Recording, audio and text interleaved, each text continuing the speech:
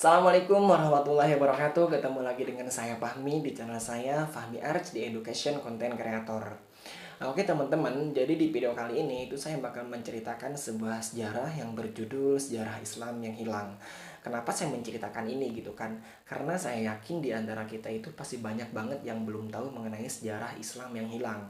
Jangankan sejarah Islam yang hilang gitu kan, sejarah Islam yang ada juga itu mungkin di antara kita itu pasti banyak yang belum tahu gitu kan. Nah oke, jadi nggak usah banyak ngomong, jangan lama-lama, kita mending langsung ke videonya.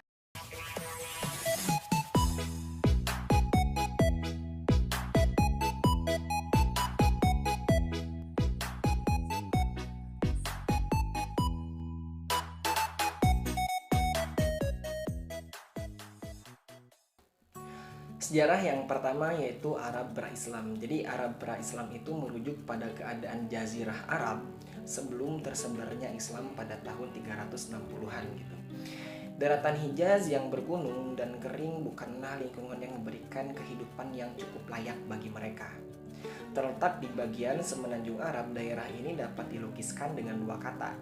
Yang pertama kering, yang kedua panas. Itulah sebutan yang melekat pada semenanjung Arab. Pada musim panas sendiri, itu suhunya bisa mencapai lebih dari 30 derajat Celcius dengan kelembapan yang sangat rendah. Jauh ke arah timur, bukit-bukit pasir menandai dataran tanpa adanya tumbuhan atau pemukiman tetap gitu. Luas semenanjung Arab sendiri itu lebih dari 2 juta kilometer persegi dari pojok barat Laut Benua Asia, dan letaknya yang di antara Asia, Afrika, dan Eropa membuat tanah ini memiliki hubungan unik dengan tiga benua tersebut gitu. Sekalipun posisinya strategis, Arab itu diabaikan sebagian besar orang luar. Orang Mesir kuno pun memilih meluaskan wilayahnya ke wilayah bulan sabit. Jadi wilayah bulan sabit itu kawasan yang berwujud bulan sabit yang mengandung tanah basah dan subur di antara tanah gersang atau semi gersang. Dan selain meluaskan wilayahnya ke wilayah bulan sabit, mereka juga meluaskan wilayahnya ke daerah Nubia daripada ke padang pasir Arab.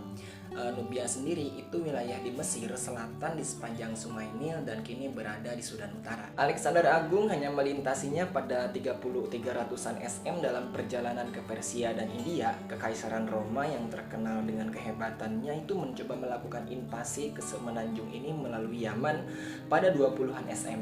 Akan tetapi mereka tak mampu beradaptasi dengan kerasnya daratan ini sehingga gagal menguasainya. Invasi itu adalah suatu hal atau perbuatan memasuki wilayah negara lain dengan mengerahkan angkatan bersenjata dengan maksud menyerang atau menguasai negara tersebut.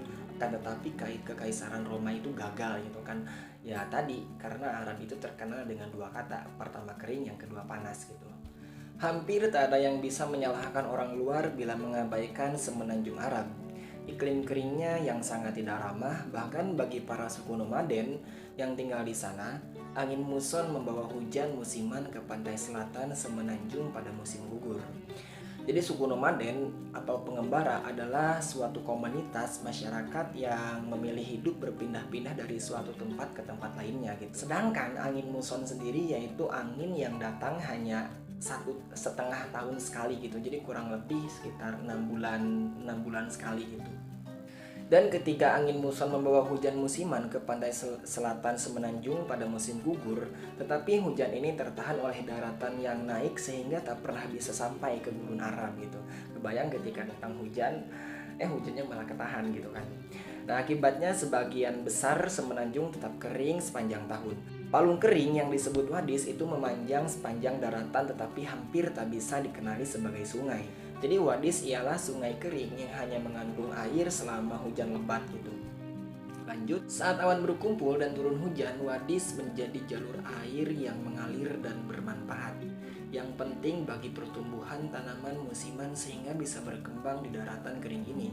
Tetapi begitu musim hujan berakhir, wadis kembali ke keadaan biasanya kering dan tak bermanfaat sebagai sumber air. Yang lebih bisa diandalkan adalah oasis. Jadi oasis itu adalah daerah subur kecil yang dikelilingi gurun yang sangat luas. Nah oasis sendiri itu bisa menjadi tempat tinggal komunitas kecil atau tempat singgah orang yang bepergian. Akan tetapi oasis juga itu jarang banget bisa menunjang masyarakat untuk menjadi maju dan menjadi lebih besar.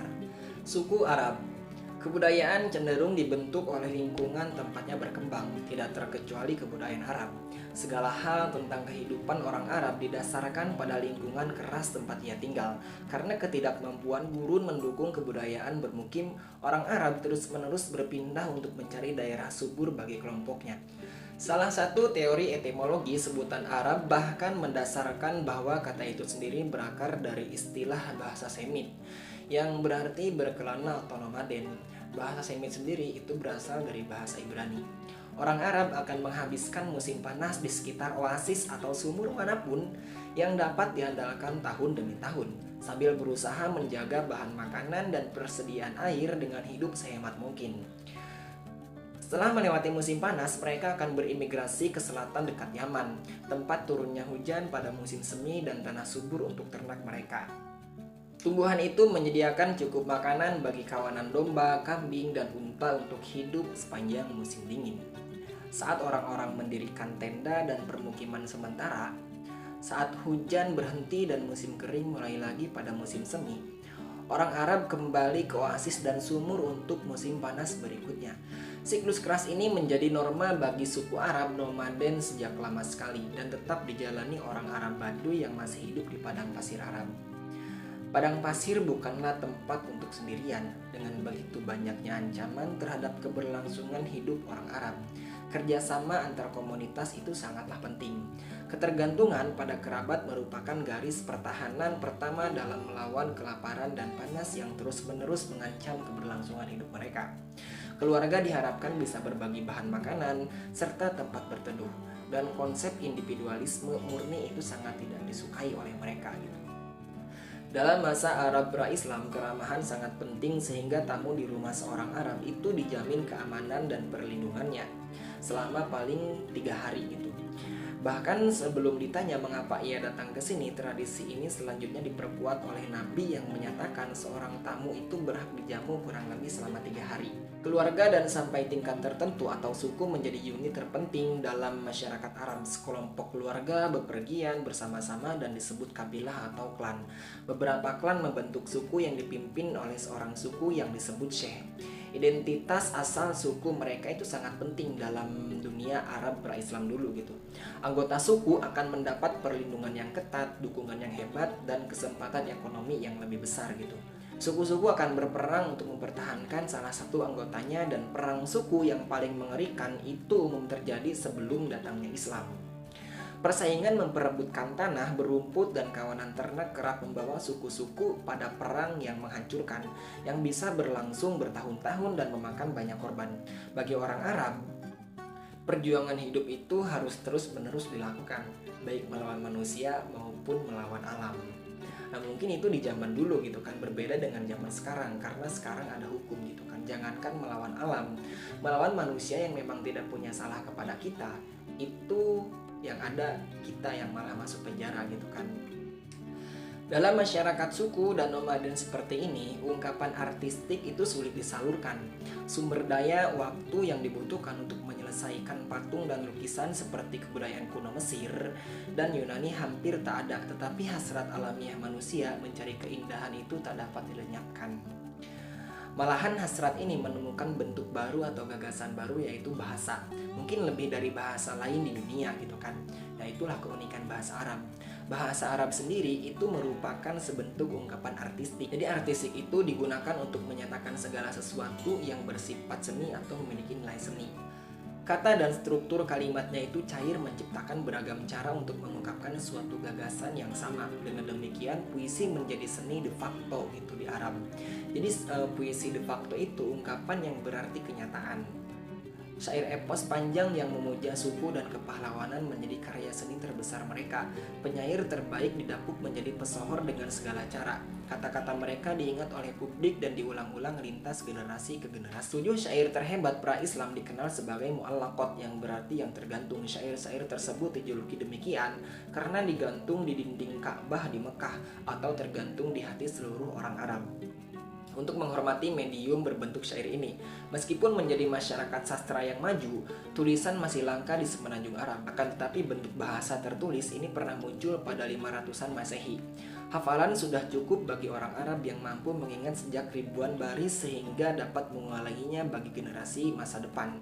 Menghafal nantinya terbukti menjadi kecakapan vital begitu Islam datang di semenanjung ini pada tahun 600-an Masehi. Berbicara tentang agama, orang Arab pra-Islam semuanya hampir politeis. Tradisi Islam meyakini Nabi Ibrahim, Abraham, dan anaknya Ismail atau Ismail membangun Ka'bah di lembah Mekah pada masa lalu sebagai rumah pemujaan dengan satu Tuhan. Ka'bah dibangun dalam bentuk kotak di atas pondasi yang dibuat oleh manusia pertama yaitu Adam. Dari tempat suci ini, Ismail bisa menyampaikan pesan monoteisme kepada bangsa Arab yang telah mengangkatnya sebagai bagian dari bangsa Arab sendiri. Tetapi selama berabad-abad, anak cucu Ismail malah mendistorsi ajaran monoteismenya. Oke, saya akan menjelaskan. Pertama, politeisme itu mereka yang mempercayai ajaran agama dengan mempercayai banyaknya Tuhan. Sedangkan monoteisme yaitu kebalikan dari politeisme. Monoteisme sendiri yaitu ajaran bentuk kepercayaan yang mempercayai adanya satu Tuhan gitu. Distorsi sendiri yaitu penyimpangan kerusakan yang dapat menghalang proses pencapaian suatu tujuan. Itulah mungkin dihancurkan oleh anak cucu Ismail. Patung, batu, dan kayu dibuat untuk menampilkan sifat-sifat Tuhan selanjutnya katanya. Mereka menampilkan Tuhan-Tuhan yang terpisah sama sekali. Menjelang kedatangan Nabi Muhammad SAW, kurang lebih ada 360 Tuhan di Ka'bah. Itu di satu tempat yaitu Ka'bah kurang lebih ada 360 Tuhan gitu. Pesan Nabi Ibrahim dan Nabi Ismail tak seluruhnya hilang dari ingatan orang Arab. Bahkan beberapa ajaran pokoknya itu masih berperan penting bagi masyarakat ini gitu. Tentu saja mereka masih mempercayai Tuhannya Ibrahim dan Ismail yang dalam bahasa Arab itu disebut Allah gitu. Tetapi mereka yakin bahwa Allah itu hanya salah satu dari banyaknya Tuhan yang ditampilkan lewat patung gitu. Nah ini menurut saya lucu sih gitu. Bahkan sistem kepercayaan ini itu melenceng jauh dari monoteisme ketat yang diajarkan kedua nabi tersebut, serta mencerminkan pengaruh agama Sumeria ke bagian utara. Jadi agama Sumeria itu mereka para penganut ajaran politeisme gitu. Masyarakat Kristen dan Yahudi yang terisolasi masih ada di dalam semenanjung Arab dan juga menghormati nabi-nabi tersebut. Tetapi ujung kesamaan mereka, penganut monoteisme yang tersebar di Arab itu cenderung menghindari asimilasi penuh dengan penganut politeisme di Arab dan malah menciptakan masyarakat yang picik. Dan asimilasi itu pembauran dua kebudayaan yang disertai dengan hilangnya ciri khas kebudayaan asli sehingga membentuk kebudayaan baru. Nah mungkin kenapa ketika mereka para penganut monoteisme yang tersebar di Arab itu cenderung menghindari asimilasi penuh dengan penganut politeisme di Arab, yang ditakutkan itu nantinya akan menciptakan kebudayaan baru atau ajaran baru gitu kan. Nah oke, mungkin sampai sini dulu video kali ini. Buat kalian yang belum berlangganan, silahkan subscribe, komen, like, dan share kepada teman-teman kalian. See you next video. Dadah.